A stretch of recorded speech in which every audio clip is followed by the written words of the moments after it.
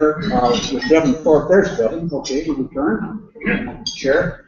We're going to hear in just a minute from Alem, A-L-E-M, Alem. So in just a moment, we'll let him address the group. Mike Deputy, of course, president of Club 24. On my left. On my right, we've got two distinguished doctors. Dr. Brian Moench, who's our speaker today, and Dr. Jay Jacobson. Of course, Jay Jacobson is a physician and he thinks a lot about medical ethics. And I got healthier just sitting at the table with them. You should have seen the look on their face when I asked them to pass the dressing and the rolls and the butter. I ate it anyway. Okay, let's introduce, hey, Scott Rosenbush is here. Where's Scott? Where's Scott? He's our designated visiting Rotarian from New Jersey. Scott, welcome. Welcome, Scott.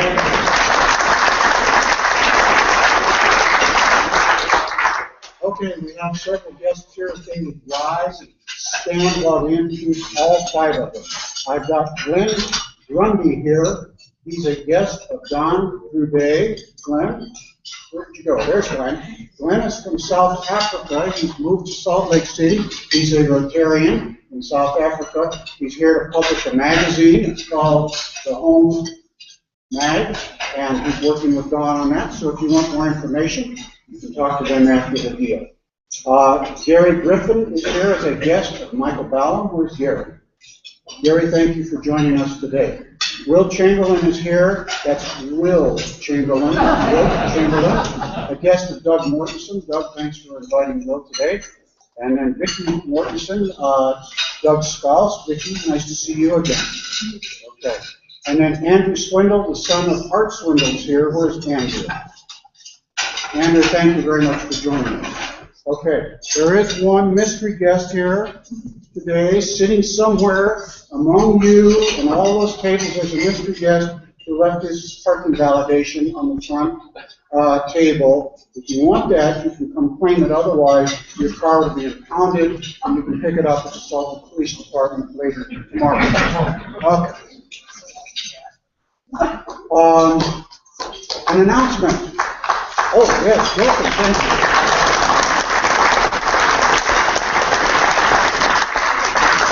Okay, where's Colleen? Are you going to come up and tell us? We've got 2 weeks, folks, before we have the next diner round. Colleen's going to tell you about that. We need to have you signed up by next week if you're going to participate. Colleen, what's the word? Well, the word is that we want everybody to come to the diner round on September 30th, 2 weeks from today. We have some wonderful hosts that will be preparing wonderful meals for you all.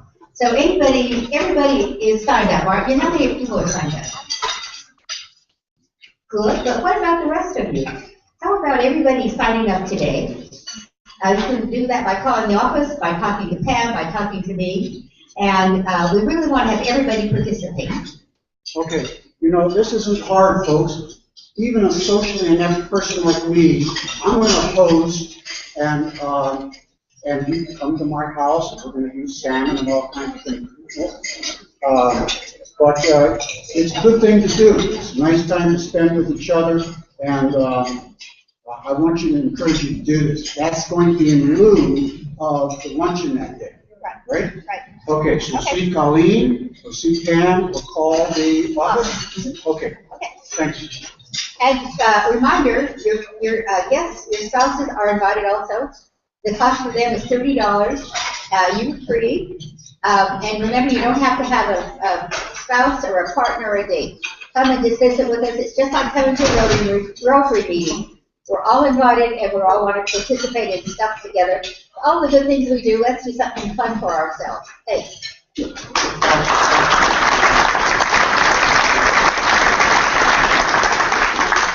Okay, our new amended Rotary bylaws require us to announce the slate of candidates for this coming year. So I will now announce them.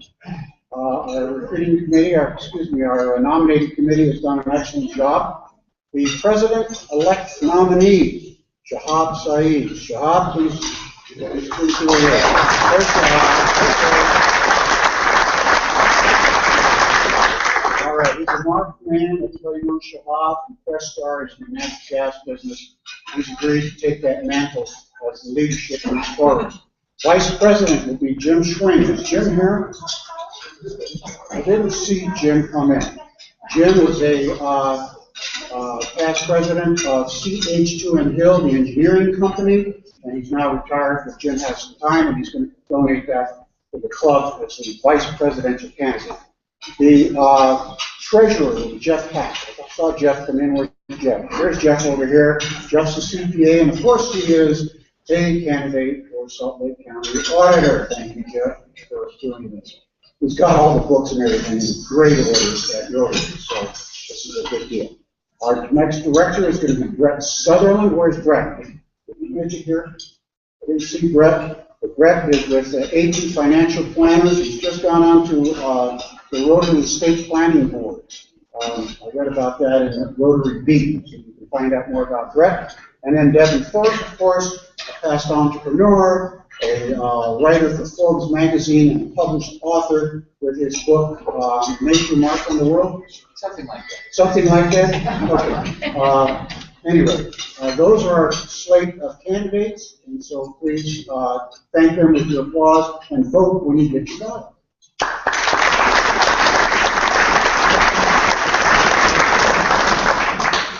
Okay, now to the fun part of the meeting. Devin has invited Alem Mumuni to come. He is a Paralympic athlete from Ghana. He is a cycling champion, and he's here raising awareness and funding. And you've got a handout on the chair there at your table. But Devin, would you please come up and introduce Alem, and then we'd like to hear a few words from Alem to explain what his mission is here to do. Thank you very much. I heard about Alem about 4 months ago, and he is the fastest paracyclist in his class in Africa. He is the reigning champion, and he is working to get back to the Olympic Games or the Paralympic Games in Rio in 2016. He went to London, qualified to go to London, and was not able to compete for reasons I'll leave to him. So he has a kind of a sad and compelling story. But what really connected me to Alem was the fact that he qualifies to compete in the Paralympics because of polio. And polio is something that is near and dear to everyone in this room. And I was able to connect him to Rotary International. He's become an official spokesman for End Polio Now, the Polio Plus program, and so we're excited to have him here. I want to play again that little video we played a few minutes ago. I'm going to try to play it at an audio level that you like. So when it's at the right level, you tell me, okay?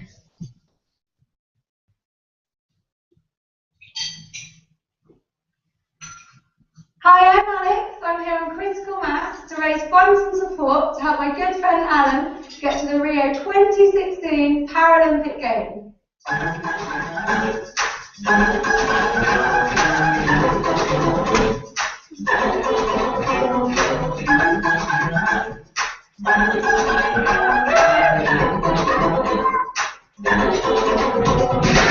am the happiest person on earth, if I have to say it. People have been saying that, Alem, you smile a lot. I say yes.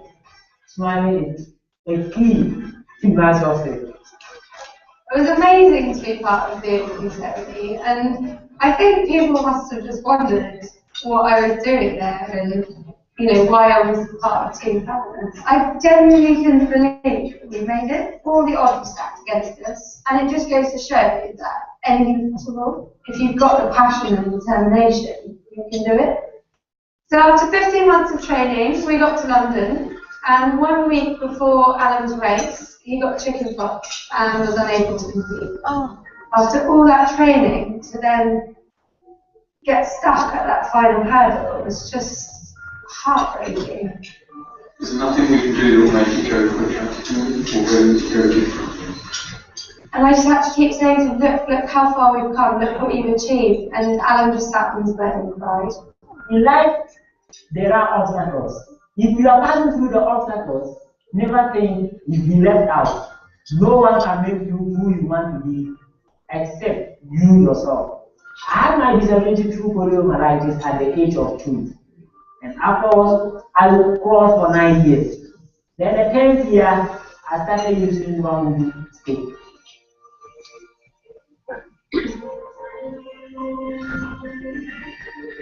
Cycling, I don't just ride, just for riding sake, but I have passion in it. Even if I don't get something out of it, I have passion to ride bicycle.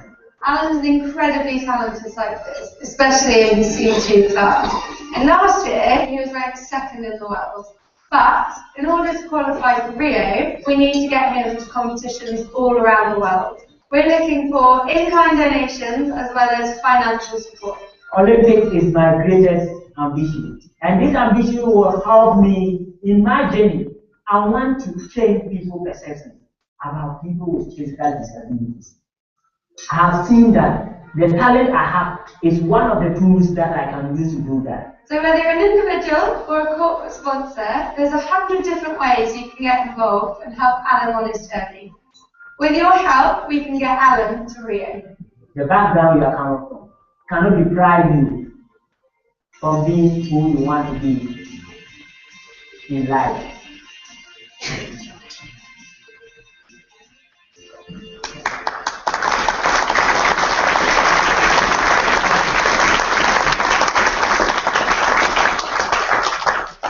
Thank you so much. Good afternoon again. The video has said it all. And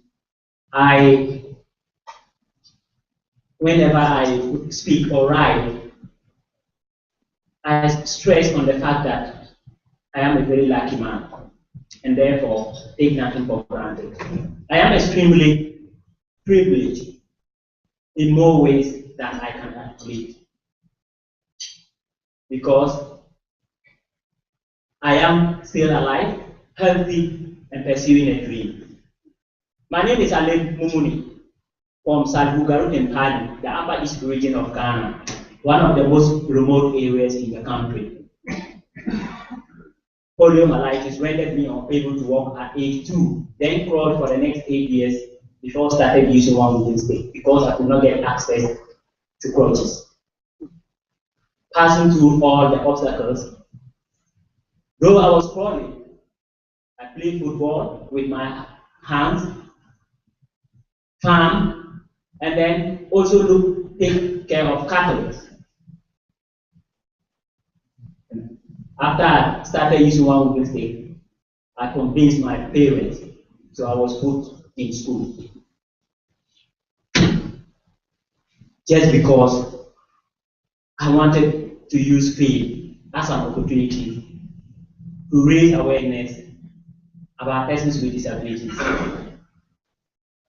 in the world.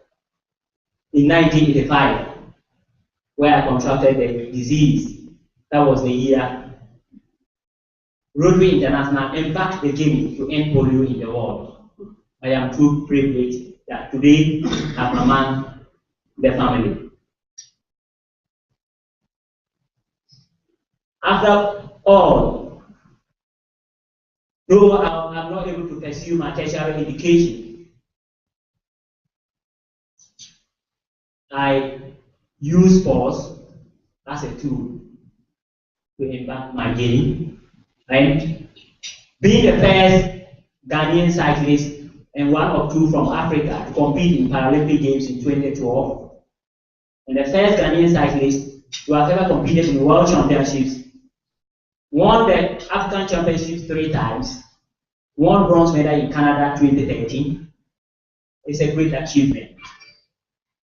And I have not seen that I've done something more extraordinary, but I take my little light and shine in darkness. I am so privileged, and I believe strongly that God has empowered me to inspire the next generation. And I'm also proud that I am a spokesperson and I'm ambassador to end polio now, to end the paralyzing effects on polio of polio on children around the globe. And I cannot do that without a legacy. And the legacy is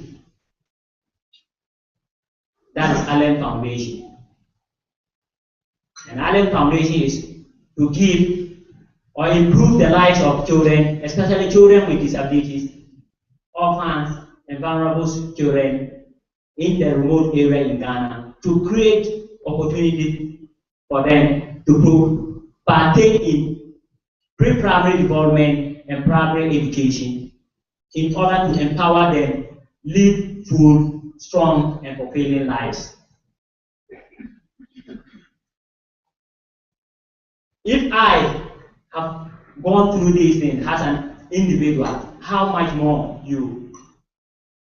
Remember that life's most persistent question and urgent is that what are you doing for others? And the greatness of a man is not in how much wealth he acquires, but in how of his acquisition and the positive effect that he has on people around him. I am too glad to be part of the family, to erase the wrong perception, to also eradicate polio and make polio free, and being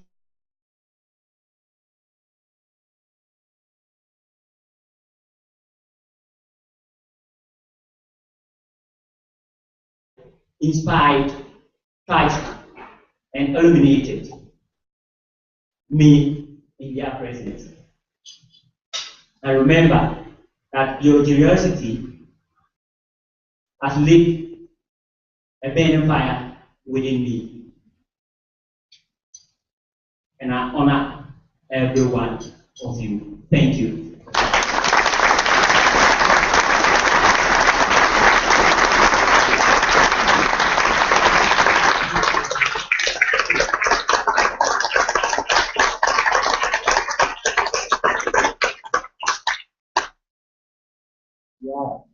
Thank you. Dr. Jacobson, would you please introduce our guest, Dr. Moench, and we're going to find out some more about how to make the Wasatch Front a better place here. Thank you so much, Russ. I was looking forward to coming to Rotary today and a chance to introduce one of my heroes. Little did I know that I'd have a chance to sit at the table and acquire a second hero. The connection here is phenomenal. You've been hearing this morning from the time of the invocation about the ability to prevent disease. Rotary has a huge role in that, and there are only two successes that medicine has enjoyed up to the present. One is eliminating one disease, smallpox, and the second one is to be on the threshold of eliminating a second disease, polio. Even Alem's story reinforces that the work is not done. You must know that we can eliminate chickenpox, which affected him for the second time of his life with a preventable disease. So the quick story and why I was so happy is people who do infectious disease pay a lot of attention to prevention. Our view of the world is that treatment is costly, sometimes dangerous, almost always with side effects, and not often 100% effective. In contrast to that, prevention is usually less expensive, cost-saving, and has very few side effects. So in my field, we have nothing but enthusiasm for prevention, but it's rare to find it in the medical community or in the medical industrial community, which tends to favor the cost, expense, and success of treatment. I wanted you to meet my hero. Brian Moench, a Utah native, attended Stanford University as an undergraduate, then came back to finish his undergraduate work at the University of Utah. He went on to the University of Utah's medical school and then did an internship at about the same time I was doing my fellowship here in Salt Lake at the LDS Hospital. He did well enough to get into medical school after 3 years of education and well enough as a medical intern to secure an anesthesia residency at Massachusetts General, one of the Harvard hospitals in Boston. He went on to do a fellowship in critical care medicine and returned to Salt Lake City, which wasn't quite ready to have anesthesiologists working for the hospitals in critical care units. So his first encounter, I think, with politics was the politics of medicine. He actually had a very successful career as an anesthesiologist at Holy Cross and did a year at the University of Utah teaching in the public health program. But then a personal event in his family, much as in Alem's life, refocused his attention. A very close family member developed cancer. She began to read about the causes of cancer, and so did Brian. What he learned was that over 80% of cancers can be traced to environmental causes. That's something that few of us in medicine actually realize. With that information, he really began thinking hard about what he could do to change the environment, including the most prevalent environment, the air we breathe. In 2007, some of you may remember a record-setting inversion. He was stunned to see that no one in government or in healthcare was talking about the health effects of that dramatic inversion. As a result of that, he and colleagues developed a report on the consequences of polluted air, presented it to the government, but I think he was frustrated by the relative inaction that greeted that report. Subsequently, he's made a major commitment and is now the leader of Physicians for a Healthy Environment. And Brian will talk to us today about the air. The air is everywhere. And certainly the air pollution is one of the greatest threats to Utah's future. I think with him, you will see a way forward to reducing that threat and preventing more disease than you may presently imagine. Brian Moench.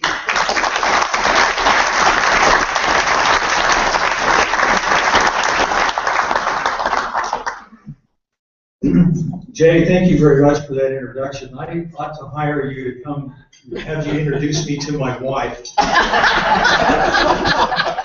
I think her perspective might be a little different than mine. I appreciate the invitation to come here and speak to you today. And what I have to tell you is not good news. It's actually very disturbing news. And so because of that, I've learned over the years that I have to sprinkle in some humor in order for people to not just immediately shut down and try and reject everything that they hear, because it isn't very fun. So if you see me throwing out some jokes and making fun of just about everything in this state, including me, including the government, including all of us, there's a reason for that. I want you to continue to pay attention. So in doing that, I'm going to tell you a little bit about our group. There are about 300 physicians and healthcare professionals who are part of our group. And this is our Christmas photo. We are firm believers in carpooling. I'm going to borrow one thing. Now, I just got back from a speaking engagement in Fairbanks, Alaska. And I have to tell you, I absolutely detest air travel. I detest everything about it. I detest getting the tickets, getting to and from the airport, checking in, security, everything there is, I detest it. So the fact that I actually flew up to Fairbanks to give a series of talks is quite remarkable. But I have to tell you, this is how they loaded me on the plane. And when I got to the airport, I have to say, I was just a little disappointed in the quality of the airplane that they gave me. And so all of my fears and aversion to flying were pretty instantly confirmed. And then at the transfer at Seattle, they gave me this plane. And so I wasn't feeling all that great about things. And then when I got onto the cabin, I ran into this character who has, as you may recognize, bipolar disorder, which is the disease where you're normal in real life, and then when you get on the plane, you're a lunatic. I had the pleasure of sitting next to this guy for 5 hours. And he certainly wasn't going to shut up at any time during the 5 hours. And so in an acknowledgement in an attempt to get him to at least be quiet, leave me alone, he is now my financial advisor, and I agreed to let him marry my daughter. Things were doing very well until we were about to land in Fairbanks, and then the captain decided he would share a selfie, one of those self-photographs with all the passengers on the plane. And at that point, I decided I was pretty lucky to have arrived. When I did arrive, I saw this picture, and I thought, Fairbanks must be kind of an interesting place. And then I looked a little more closely and realized that this was really the appropriate caption for this picture.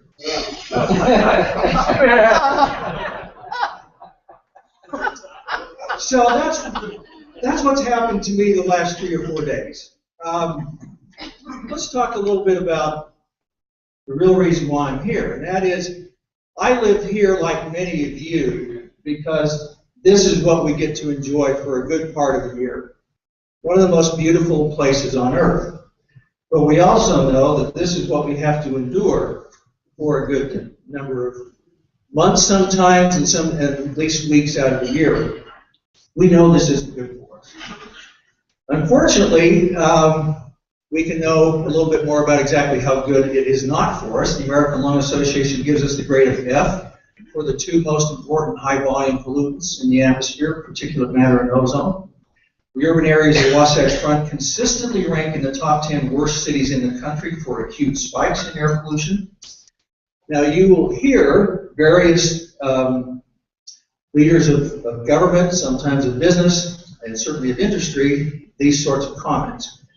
Industry is only responsible for about 11% of our air pollution. Our air pollution standards are health-based, and our average air pollution is safe.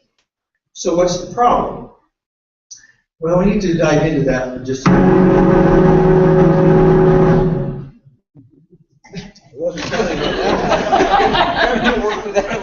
Let's, I'll just take that. Okay, back to the point. Averages don't tell the whole story. The average wind wind speed that is in the process of destroying that house was normal for the 24 hours prior to. This tornado that is about to destroy Kansas, the average wind speed in Kansas while this is going on is normal if you look at all of Kansas. If you look at this particular plane, the average altitude and the average speed is all normal. But it doesn't tell you anything about what's about to happen. If I'm in the operating room, or excuse me, in the recovery room, and I have one patient who has a blood pressure of 40/20 and a heart rate of 150, that patient is about ready to expire. If I have another patient who has a blood pressure of 240/120 and a heart rate of 30, that patient is in almost equally dire circumstances. But the average is pretty much normal. Both patients are near death, but the average is fine. So looking at averages can be very misleading, and that's certainly the case in the issue of air pollution. Air pollution contributes to 4 of the 5 leading causes of death, which are strokes, heart attacks, respiratory diseases, and cancer.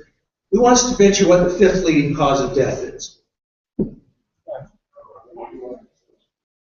I hear accidents. Well, let me put it in this category.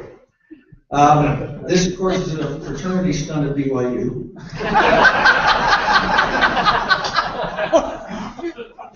The 5th leading cause of death is the male brain unburdened by common sense, which is another term for trauma, of course. So 4 of the 5 leading causes of death have a relationship to air pollution. Now, our air pollution has about the same chronic health consequence to all of us as if we lived with an active smoker, the Don Drapers of the world. Our air pollution has this sort of feature to it that we all should pay very close attention to. In the same way, there is no safe number of cigarettes that you can smoke. There's no safe amount of air pollution that you can breathe. And when we look at our air like this, we should think of these kinds of statistics. 1 in 8 deaths worldwide is due to air pollution, according to the World Health Organization. And that's pretty much true of Salt Lake City as well. This is a picture well recognized by all of you. This is not photoshopped. This is not the celestial kingdom. This is not a heavenly mist. This is deadly, killing air pollution. About at 35 micrograms per cubic meter in the atmosphere, and that's probably about a third of what's in this photograph right here. A person is breathing 100 million PM 2.5 particles, little tiny particles that are 2.5 microns in size and smaller. On a 24-hour average, about 100 million of these are entering your body through your lungs. Now, this is our resident biochemist, and we're going to go underneath the microscope and see what these look like. At the very bottom of your screen is some pollen, and at the left bottom is a red blood cell. The upper left-hand corner is some of this particulate matter, very tiny stuff. Now, that to me, that looks a little bit ominous, and it probably should to you as well. This is an even more enlarged micrograph of wood smoke. If your neighbor's burning wood, then actually what's going up that chimney are little tiny fragments of wood. And those things certainly can get lodged not only in your lungs, but in the rest of your body. So if you look at Salt Lake City's atmosphere, like this picture depicts right here, think of it as what really constitutes this. It's these little tiny fragments of various kinds of things, wood and other toxic substances. The average person's lung looks like this, even if they don't smoke. All those little black dots are things that they inhaled that they never got rid of. They're not normal. Lungs should be perfectly pink. If you're a non-smoker, that should be a totally pink organ. But this is a non-smoker who breathes typical urban air pollution. All those little black dots have some physiologic and disease consequence. If you look deeper underneath the microscope, we see this kind of biochemical dance being played. What we call oxidative stress, which is where a cell's ability to scavenge free radicals with its antioxidant capacity is in this battle with free radical production. And a free radical is an atom with a single unpaired electron. If there's not enough antioxidant capacity, or there's too much free radical production, then this thing loses its balance and the cell is in trouble.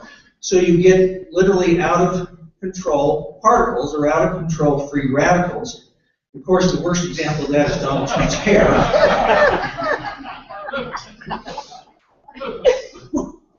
Free radicals behave like tiny bullets, i.e. out of control atoms. Now I want you to think for just a minute. Unfortunately, you could liken our regulatory process as, both at the state and even the federal level, us being stuck on regulating air pollution on a mass basis and not air pollution's consequence. So imagine this particular scenario. You have somebody who comes down on the 50-yard line, and they bring with them a bowling ball. And they throw that bowling ball at the audience. Probably no consequence, really. Let's take an equal mass of bullets, and someone at the 50-yard line then takes a basket of bullets, equal mass to the bowling ball, and they throw them at the audience. Well, they're probably not going to be able to get them too far, and there's probably not going to be a lot of health consequence. But one thing's for sure is mass is not the issue here in terms of danger. It's the bullets. And in fact, the smaller these particles are, the more dangerous they are. And in the business of air pollution, size is everything. The smaller the particle, the more damage it can do. And in fact, a subset of this particular matter, PM 2.5, a subset of that is called ultrafine. It's even smaller than that. It's not membrane bound to the cells, meaning it has direct access to the intracellular structures, like the nucleus, like the mitochondria, and it can get right into individual cells and start wreaking chemical havoc. And in fact, that's exactly what happens, and that's one of the ways that diseases occur. Now, the issue isn't just the number of potential air bullets brought to the stadium. The issue is much more than that. It's the type of bullets that might be brought to the stadium, the speed of the bullets, the trajectory of the bullets, how many people are in the path of the bullets and what part of the body is hit. So if we have a regulatory process where we don't want people to bring bowling balls to Rice-Eccles Stadium, I'm all for that. I don't think people should be throwing bowling balls at each other while they're watching a football game. But I'm even more concerned if somebody were to bring an AK-47 and a basket of bullets and start shooting them at the audience. We should be more concerned about that eventuality, and that has direct analogous applicability to air pollution for all these kinds of reasons. Attached to these tiny particles are chemicals like PAHs, polycyclic aromatic hydrocarbons. And when those chemicals are attached to that particular matter, the end result can be a synergistic toxic effect. Not all air pollution is created equal. The reason why a picture of the refineries is in that background is because refinery emissions are particularly toxic because PAHs are attached to them. Wood burning is particularly notorious for PAHs. 10 pounds of wood burned over 1 hour releases as much PAHs as 3,000 packs of cigarettes. Now, I'm sure a lot of you enjoyed a fireplace at home. How many of you would, even if you smoke cigarettes, nobody in their right mind would sit down and light up 3,000 packs of cigarettes in an hour? And yet, for one of the chemicals that is the most toxic components of air pollution, that's how much wood smoke puts out. These kinds of considerations are one of the things that steers our particular group's agenda in terms of what we do about our air pollution. Metals can be attached to this air pollution. One of the reasons why the picture of the refineries is in the backdrop there is because metals are attached to the fugitive dust that comes from Kennecott. And when metals are attached to it, that toxicity is enhanced. Wood smoke particles, back to the issue of wood smoke, can be 7 times more likely to be inhaled. So it's not just how many bullets are brought to the stadium, it's how many bullets are shot. Well, wood smoke particles are 7 times more likely to be inhaled into your lungs. The smallest particles are the least likely to be exhaled. The EPA, by the way, ranks Utah as the second most toxic state.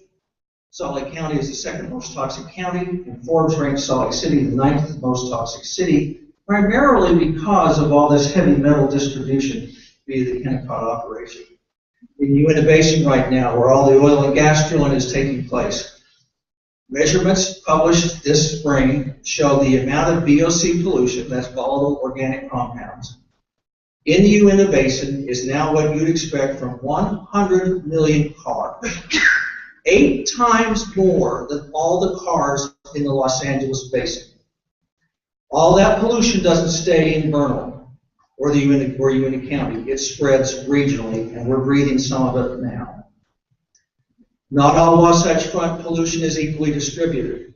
This is the notorious medical waste incinerator Stericycle, about which we're going to hold a press conference tomorrow.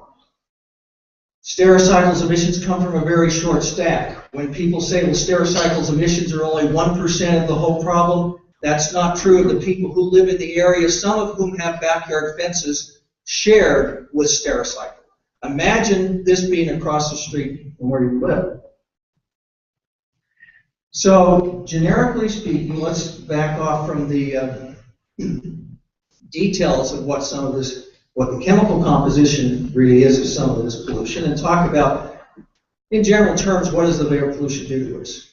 It triggers a low-grade inflammation and affects the entire arterial system, and therefore all your organs, especially the big 3.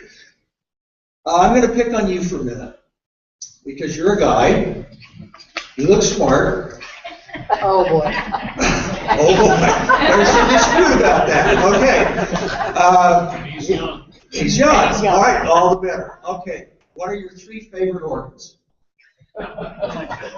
Now, bear in mind, this is A, a family show, and B, you're a guy, so whatever you say, I know you're lying. Heart, lung, and brain. Excellent. You know, I ask that question of a lot of doctors, and they don't get it. Heart, lung, and brain. Just very quickly, air pollution affects the lungs in ways that you can probably predict. Increased rates of asthma and just about every other pulmonary disease you can think of, including more hospitalizations throughout the age spectrum. This particular fact is very disturbing. Children who grow up with more air pollution actually have a stunning of their lung growth such that they'll never be able to compete on an Olympic level in any sport that requires endurance because the air pollution would have constricted their lung growth. And it appears as though that's permanent. Let me skip a couple of slides here. This has nothing to do with air pollution. I just wanted to brag about what I got my kids for Christmas. Air pollution affects the heart and the blood vessels. Community mortality rates stay elevated for 30 days after a short-term episode of air pollution. In other words, when the air clears up, everybody thinks, oh, it's all over. It isn't all over, because it isn't over inside your body, because that inflammatory process is still going on, reflected in community mortality rates that don't go back to normal for a month. There's no threshold to which there's no health effect. There is no safe level of exposure. Every bit of air pollution has health consequence, and every bit shortens all of our life expectancies just a little bit. If we use the American Heart Association's formula for calculating mortality rate, using Utah's data, we come up with this startling figure. As many as 2,000 people die prematurely in Utah every year because of our air pollution. Now, if I were to tell you, as a public health advocate, that 2,000 people are dying every year because of the Ebola virus, there would be panicking in the street, and government officials would be running around with their hair on fire to quell it. But these people are just as dead as if they had died from the Ebola virus. They just don't have a toe tag that says that. Rates of strokes increase 34% within 24 hours of even moderate air pollution levels, and the risk becomes the greatest within 12 to 14 hours. My daughter had a stroke at the age of 41 with no risk. This becomes a very personal battle. I'm going to skip over a couple of these things because I know we're kind of running out of time. Okay. I'm going to just show you one study about, just published within the last month, about what air pollution does to the brain. This is a study in mice where a control group of mice were exposed to normal or filtered air, and a study group of mice were exposed to air pollution about the level you'd expect from a congested freeway, not unlike our winter temperature inversions. And they were exposed to this a few days after birth, something comparable in the human life course as to the first month of life for a baby.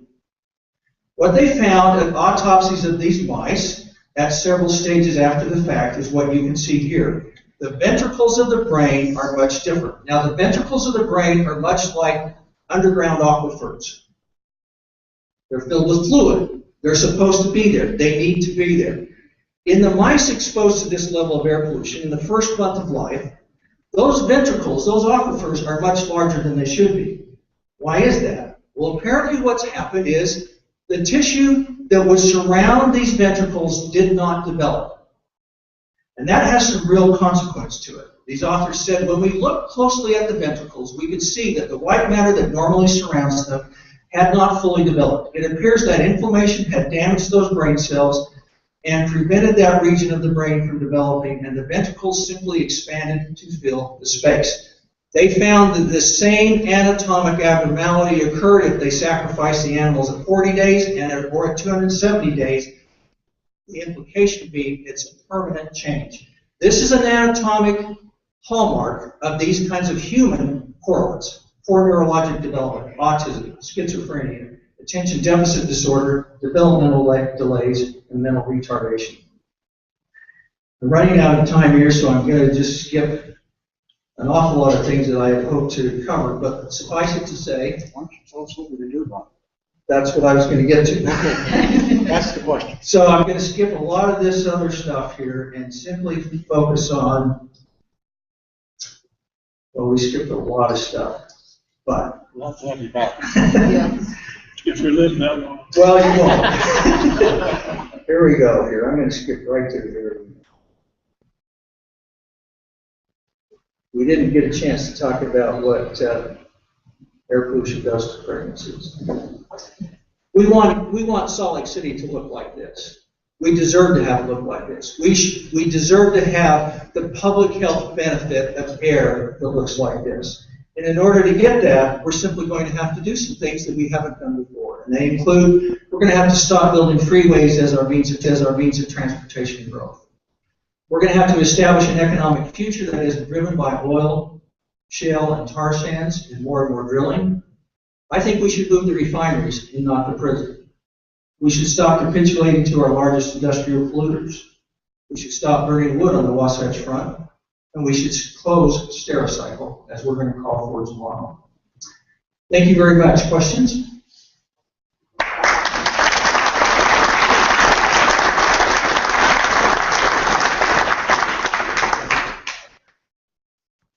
Yes. How much of this can we avoid by exercising inside? That depends on a lot of things. It depends on how much is filtered out in your home, and that depends on whether or not you have an electronic air cleaner on your furnace. That's very helpful. If you don't have one, there's some electronic air filters you should probably put in the rooms you spend the most time. Any bit of particulate matter you can get out of the air that you personally breathe is much to your benefit. Let me make a comment about exercise in particular. When you exercise, you take bigger breaths than you normally do. You also take a lot more breaths than you normally do. So the total number of particles that we talked about here 10 minutes ago, you're inhaling a lot more of those particles with the potential for picking up a lot more biologic damage if you're exercising and breathing that kind of air pollution. Protect yourself as much as you can all the time, but especially during exercise. Yes? Stericycle moving to Willa will be the first part of the question. Well, And the second one is, what can you do with that?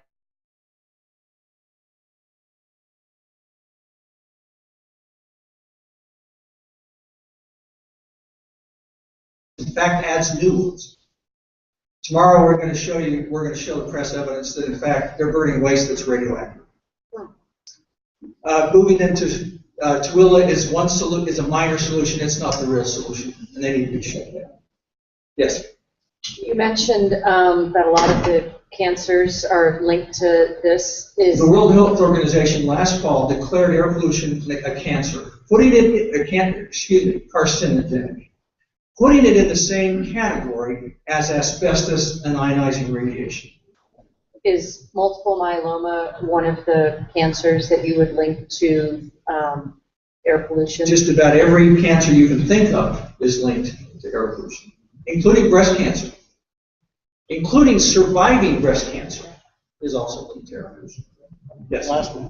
With limited resources, is it better to try to close refineries, or is it better to try and get cars off the road? In other words, is the industrial waste so much worse than the cars, or how do they compare? It would take too long to answer that question, but I'll give you a little bit of information on the issue of should Salt Lake really push hard to get cleaner fuel here? And that's been one of the initiatives of the governor, and I applaud that to a certain degree, but here's the other side of that equation. The cleaner that our refineries make fuel here, i.e. take more sulfur out, the more they emit through their smokestacks. So in many ways, it's kind of a zero-sum game. So that's maybe some of the answer, but it's not by any means the entirety of it. And that's something we'd have to have a little more lengthy conversation on. Thank you.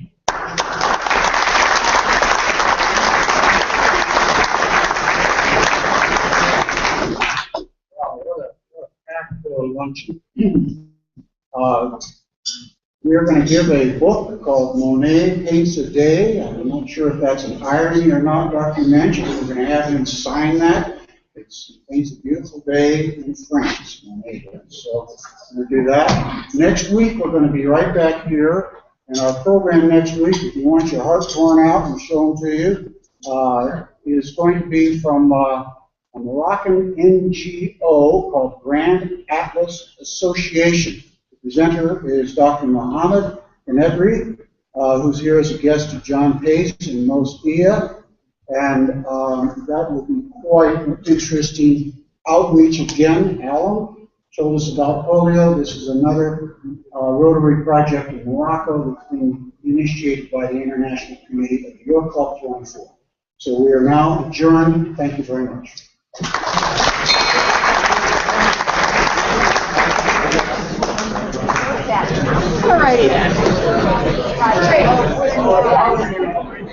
Okay,